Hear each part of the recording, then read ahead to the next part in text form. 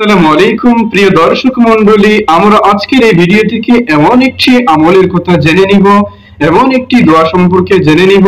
কেউ যদি এই দোয়াটি মাত্র 10 বার পাঠ করে তাহলে আল্লাহ রাব্বুল আলামিন তার আমলনামায় 40,000 নেকি লিখে দিবেন।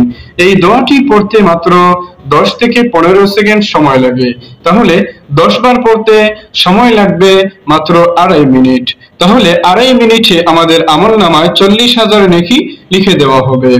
হাদিস শরীফে এসেছে, হযরত তামিম দারি রাদিয়াল্লাহু তাআলা আনহু বর্ণনা করেন, আল্লাহর হাবিব সাল্লাল্লাহু আলাইহি সাল্লাম বলেছেন, কেউ যদি এই দোয়াটি 10 বার মাত্র পাঠ করে তাহলে আল্লাহ সুবহানাহু ওয়া তাআলা তার আমলনামায় 40,000 নেকি লিখে দিবেন। তাহলে চলুন আমরা এই ভিডিও থেকে এই দোয়াটি আমরা শিখে নেই।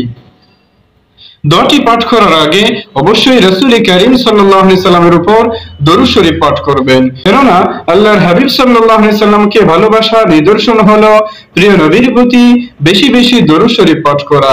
ততক্ষণ পর্যন্ত আমাদের কোনো আমল কবুল হবে না যতক্ষণ পর্যন্ত রাসূল কারীম সাল্লাল্লাহু আলাইহি সাল্লামের উপর দরুদ শরীফ পড়া না হবে। তাহলে এই দোয়াটি পড়ার আগে অবশ্যই রাসূল কারীম সাল্লাল্লাহু আলাইহি সাল্লামের উপর দরুদ শরীফ পাঠ করে নেবেন। তাহলে চলুন এই দোয়াটি আমরা দেখে নেই। দোয়াটি হচ্ছে, লা ইলাহা ইল্লাল্লাহু ওয়াহদাহু লা শারীকা লাহু আহাদান সামাদান লাম ইয়ালিদ ওয়া লাম ইউলাদ ওয়া লাম ইয়াকুল লাহু কুফুওয়ান আহাদ। চলুন আরেকবার দেখে নেই।